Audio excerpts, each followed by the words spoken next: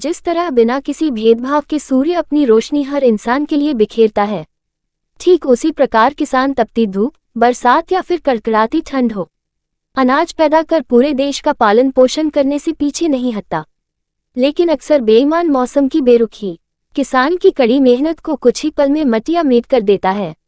कभी सूखा तो कभी पानी ही पानी, तो कभी आंधी तूफान ओलावृष्टि का कहर बरसा, खड़ी फसल बर्बाद हो जाती है, जिससे किसान तबाह होकर कर्ज में दबकर आत्मघाती कदम उठाने के लिए मजबूर हो जाता है। सरकार से कुछ आस लगाता है कि राहत मिलेगी, लेकिन भाजपा जैसी सरकार यदि देश में राज करेगी तो आस लगाने का मतलब मुंगेरी लाल के हसीन सपने देखना जितना होता है।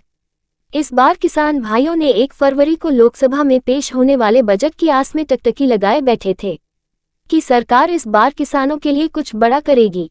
लेकिन 2026 लोकसभा में भारतीय जनता पार्टी की केंद्र सरकार द्वारा पेश किए गए आम बजट को लेकर देश का अन्नदाता एक बार फिर छला गया। पेश होने वाले बजट में किसानों ने जो सपना देखा था, बीजेपी की केंद्र सरकार ने चकनाचूर कर दिया। बावजूद पेश हुए आम बजट को लेकर किसान निराश और दुखी होने पर भी भजन गाकर सरकार का आभार व्यक्त किया।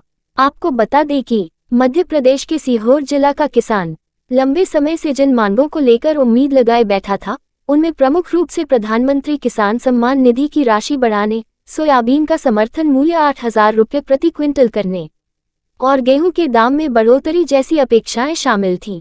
लेकिन बजट में इन मुद्दों पर कोई ठोस घोषणा नहीं होने से किसानों में निराशा का माहौल नजर आया। समाजसेवी एवं किसान एमएस मेवाड़ा का कहना है कि बढ़ती लागत, खाद बीज के महंगे दाम, डीजल और बिजली के खर्च ने खेती को पहले ही घाटे का सौदा बना दिया है।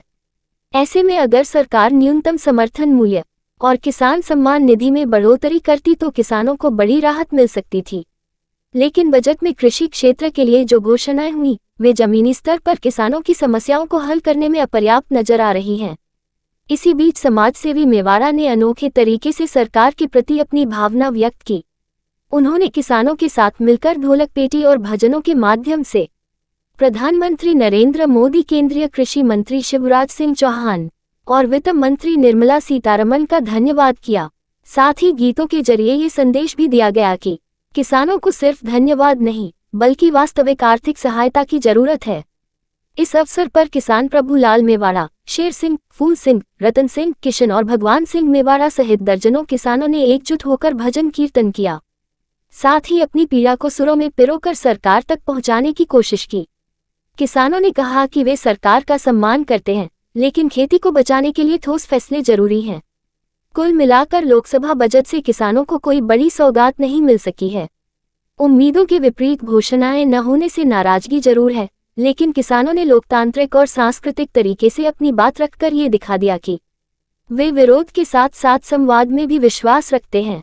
ब्यूरो रिपोर्ट, जन आवाज।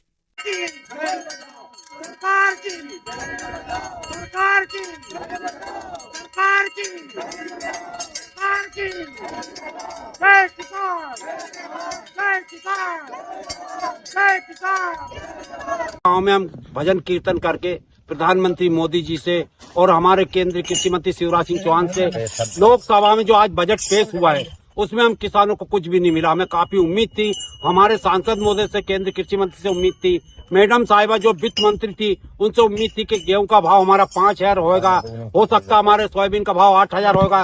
किसान सम्मान निधि हमारी 9,000 रुपए होने की पक्की उम्मीद थी, लेकिन सम्मान निधि भी नहीं मिली किसानों को, तो हमें कुछ नहीं मिला। आगे चल के हमारा किसान का क्या होगा। आज हम किसान बेरोजगार है, हमारे युवा बेरोजगार है, किसान को घाटे का सौदा खेती हो रही है, किसानों को बजट में कुछ नहीं दिया।